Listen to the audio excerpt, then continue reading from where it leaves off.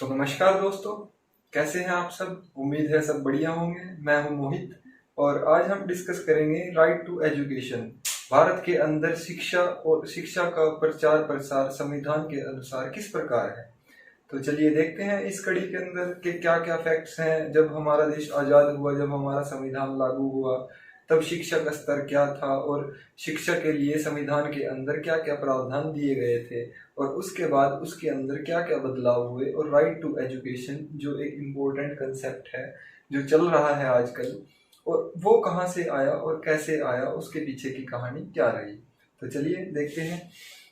देखिए, सबसे पहले जो संविधान था, संविधान के अंदर क्या था कि जब हमारा संविधान बना तो आर्टिकल 45 यानी भारत के संविधान के अनुच्छेद 45 के अनुसार directive principle of state policy, जिसको मैं शॉर्ट फॉर्म में लिख रहा हूं डीपीएसपी, नीति निर्देशक तत्व,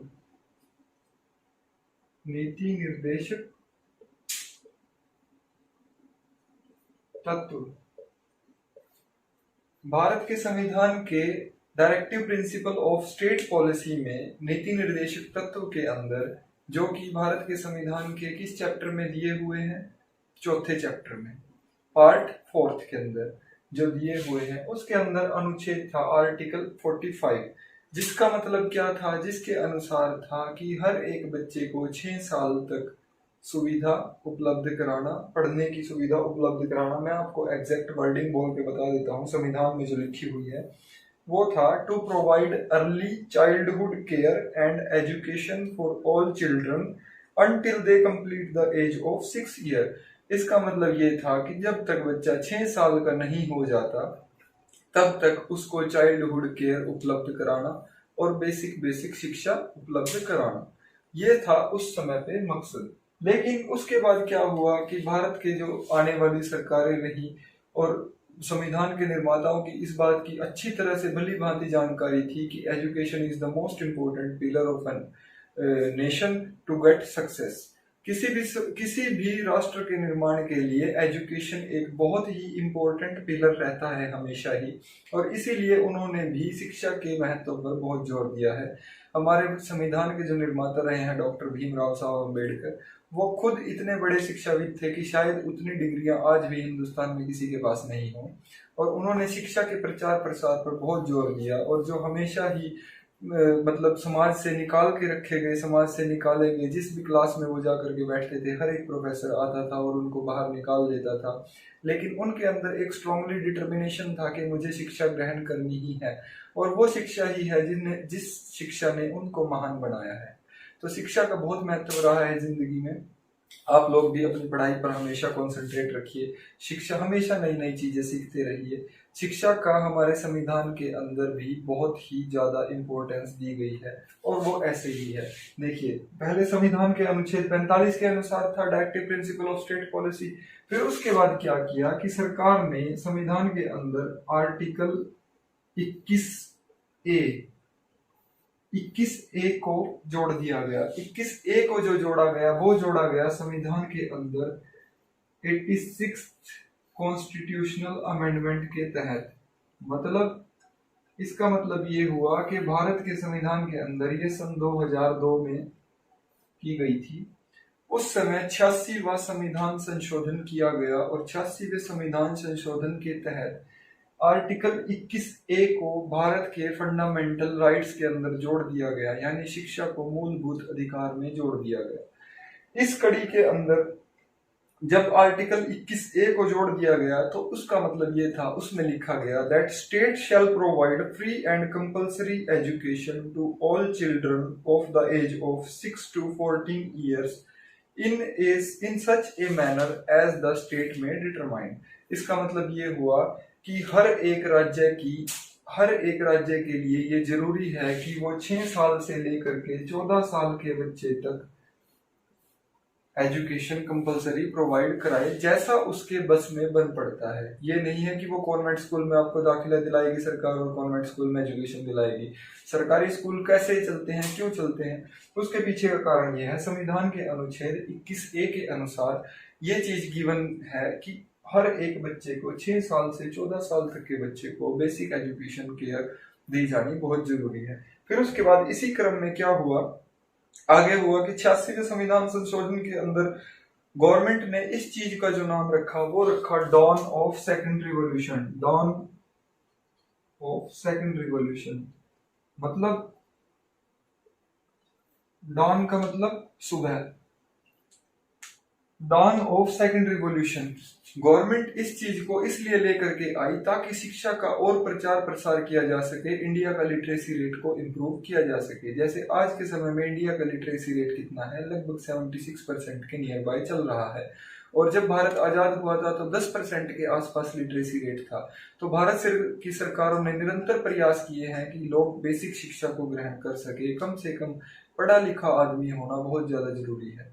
education is the basic information which we can gather and which makes our understanding power better. So इसीलिए शिक्षा का हमारे क्षेत्र में बहुत ज्यादा योगदान है। अगर आप पढ़ोगे लिखोगे नहीं तो आप अपनी समझदारी विकसित नहीं कर पाओगे। इसीलिए सरकार इस बात को समझती है अच्छे से और उसने शिक्षा पर इसीलिए बहुत ज्यादा जोर दिया है। उसके बाद आया 86 कॉन्स्टिट्यूशनल अमेंडमेंट के तहत उन्होंने डॉन ऑफ सेकंड रिवॉल्यूशन इसका नाम दिया। फिर उसके बाद क्या हुआ कि चिल्ड्रन जितने 45 साल की उम्र तक के थे उनको अब ये संविधान के फंडामेंटल, देखिए यहाँ पर था डीपीएसपी के अंदर और यहाँ पर जोड़ दिया गया ये फंडामेंटल राइट्स के अंदर। अब अगर फंडामेंटल राइट्स के अंदर कोई चीज जोड़ दी जाएगी तो आपको पता है कि अगर आपको कोई सरकार फंडामेंटल राइट्स अगर आपके हैं और आपको एजुकेशन प्रोवाइड नहीं कर रही है तो आप कहाँ पे जा सकते हो, सीधे सुप्रीम कोर्ट चले जाओगे। सुप्रीम कोर्ट के अंदर आप जाओगे कि मेरे मानवाधिकारों का हनन हो रहा है, तो ये सरकार की मजबूरी है, ये सरकार आपको देगी ही देगी। इसीलिए इसमें इसको जोड़ दिया गया था। फिर उसके बाद क्या किया गया कि यहाँ पर तो इसको जोड़ा ही गया। अब देखिए 3 चीजें होती हैं। एक चीज होती है आपकी फंडामेंटल राइट्स, एक होते हैं नीति निर्देशक तत्व जो सरकार के लिए होते हैं, और एक है आपकी fundamental duties, right.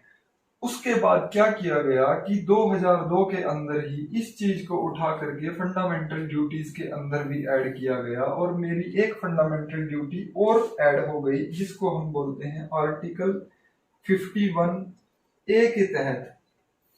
Article 51A मेरा क्या कहता है, आर्टिकल 51A मेरा कहता है कि it shall be the duty of every citizen of India to provide opportunities for education to his child or ward between the age of 6 and 14 years। मतलब कि हर एक बच्चे के माँ बाप की ये जिम्मेवारी बनती है कि वो अपने 6 से 14 साल के बच्चे को, चाहे वो उनका बच्चा है या गोद लिया हुआ बच्चा है, वो उसको बेसिक शिक्षा ग्रहण कराएं। तो देखिए कितनी खूबसूरत तरीके से इसको जोड़ा गया है। सबसे पहले क्या किया गया संविधान के अंदर, आर्टिकल 45 के तहत जोड़ दिया गया कि ये किसकी ड्यूटी हुई, सरकार की, कि सरकार प्रोवाइड कराए। लेकिन यहाँ पे क्या था, सरकार के अपनी डिस्क्रिप्शन पे डिपेंड करता था कि सरकार चाहे तो प्रोवाइड कराए और चाहे तो ना भी कराए, क्योंकि ये फंडामेंटल राइट्स थोड़े ही हैं, इसके लिए आप सुप्रीम कोर्ट में केस नहीं कर सकते। फिर इसको उठा करके ऐड कर दिया गया कहाँ पे, फंडामेंटल राइट्स के अंदर। यानी कि कोई भी बच्चा डायरेक्टली या उसके पेरेंट्स डायरेक्टली सुप्रीम कोर्ट में जा सकते हैं कि सरकार मेरे बच्चे को 6 से 14 साल की उम्र के बीच में उसको बेसिक शिक्षा प्रोवाइड नहीं करा रही है। उसके बाद इसको उठा करके कहा, ये था गवर्नमेंट की रिस्पॉन्सिबिलिटी, ये दी खुद की बच्चे की रिस्पॉन्सिबिलिटी, और ये किसकी दी, पेरेंट्स की रिस्पॉन्सिबिलिटी। कहाँ पे ऐड कर दिया इसको उठा करके, फंडामेंटल ड्यूटीज के अंदर। तो देखिए कितनी खूबसूरती से इन सब चीजों को उठाया गया और इधर ऐड किया गया। फिर उसके बाद इसी कड़ी के अंदर आगे जा करके जो हमारा पार्लियामेंट ने इनेक्ट किया था वो था राइट टू एजुकेशन, जो पार्लियामेंट ने कब इनेक्ट किया था, 2009 के अंदर, सन 2009 के अंदर। यह प्रश्न भी कई बार आ चुका है कि राइट टू एजुकेशन जो आया था एक्ट पार्लियामेंट ने पास किया था, इसके अंदर इसका बेसिक जो फुल फॉर्म थी वो था the parliament enacted the right of children to free and compulsory education, जिसको हमने बाद में बोला राइट टू एजुकेशन।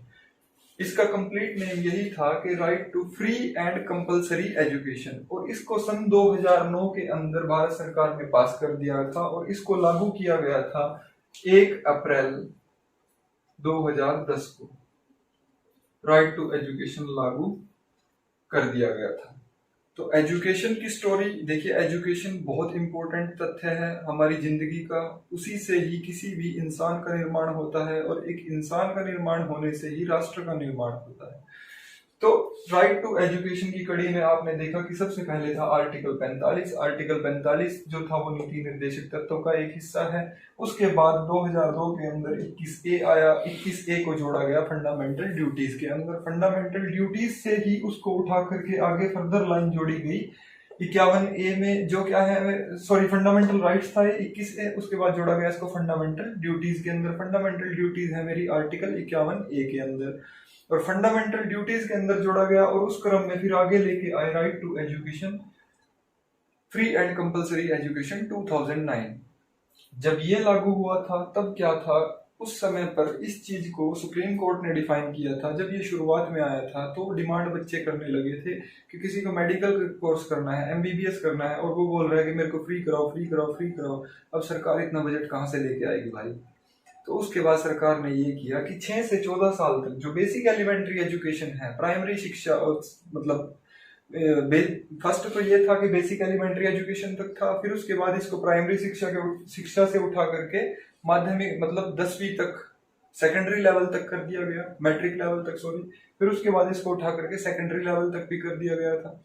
फिर उसके बाद कोर्ट ने जजमेंट दी कि भाई 14 साल तक ही फ्री मांग सकता है, उसके बाद आपको फीस देनी ही देनी पड़ेगी, राइट। फिर उस क्रम में ये चीज दी गई थी कि राइट टू एजुकेशन 2009, और इसी की आगे फर्दर स्कीम्स हैं जो सर्व शिक्षा अभियान, और अटल बिहारी वाजपेयी जी की सरकार में आप लोगों ने सुना होगा कि अक्षर अक्षर गीत चले, खेलो शिक्षा हो उजियारा, ऐसा करके वो जो सर्व शिक्षा अभियान जो चलाए गए थे वो सब इसी की कड़ी का एक अहम हिस्सा था।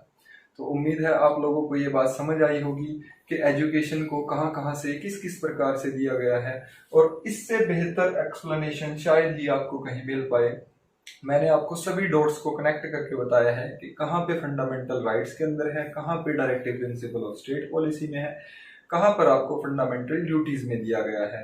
तो हो सकता है आजकल जैसे जो पेपर का जो नेचर है वो काफी मतलब जिसको हम बोल सकते हैं कि कॉम्प्लेक्स नेचर है, वो आपसे कुछ भी चीज मिक्सिंग करके पूछ लेगा। अभी तो हो सकता है कि डायरेक्टली एक लाइन लिखते हैं, क्वेश्चन पूछ लिए जाते हैं। आगे हो सकता है कि आपको 2 लाइन लिख के दें कि आर्टिकल 45 के तहत ऐसे ऐसे करके है, फ्री टू एलिमेंट्री एजुकेशन तक है, या 6 से 14 साल तक का यहाँ पे जिक्र कर दे, तो वो स्टेटमेंट आपको बोल दे कि भारत के संविधान के अनुच्छेद 45 के अनुसार 6 से 14 साल तक के बच्चों को फ्री शिक्षा देना सरकार का कर्तव्य है। दूसरी स्टेटमेंट आपको दे दे कि आर्टिकल 51A के तहत पेरेंट्स की ये ड्यूटी बनती है कि वो 6 से 14 साल के बच्चे को अपने एलिमेंट्री शिक्षा प्रोवाइड कराएं। और आगे ऑप्शन आपको दे दे कि पहली स्टेटमेंट सही है, दूसरी स्टेटमेंट सही है, या दोनों गलत हैं, या दोनों सही है। तो आप क्या करोगे? अगर आपको बेसिक नॉलेज नहीं है तो आप नहीं कर पाओगे। फर्स्ट स्टेटमेंट आपकी रॉन्ग होगी, क्योंकि ये जो थी ये सिर्फ 6 साल तक के बच्चों के लिए बोला हुआ था। तो आपको हर एक चीज को अच्छे से पढ़ना और समझना बहुत ज्यादा जरूरी है। मेरा ये टॉपिक कराने का यहाँ यही तात्पर्य था, ताकि आप समझ सको कि एग्जाम का नेचर क्या है, एग्जाम पूछता कैसे है, राइट। इस बात में कोई शक नहीं है कि बच्चों का कंपटीशन का लेवल जैसे जैसे बढ़ रहा है, एग्जामिनर की सोच भी वैसे वैसे बदलेगी, राइट। तो इसीलिए आपको जरूरी है, कंपटीशन को अगर क्रैक करना है तो एग्जामिनर की सोच से एक कदम आगे चलो। अगर एक कदम पीछे चलोगे तो आपका एग्जाम कभी क्रैक नहीं होगा। अगर एक कदम आगे चलोगे तभी आप एग्जाम को क्रैक कर पाओगे, राइट। तो अगर वीडियो अच्छा लगा हो तो लाइक जरूर कीजिएगा, अपने दोस्तों में शेयर जरूर कीजिएगा, और पढ़ते रहिए और अपना कंपटीशन क्रैक करिए। धन्यवाद, नमस्कार।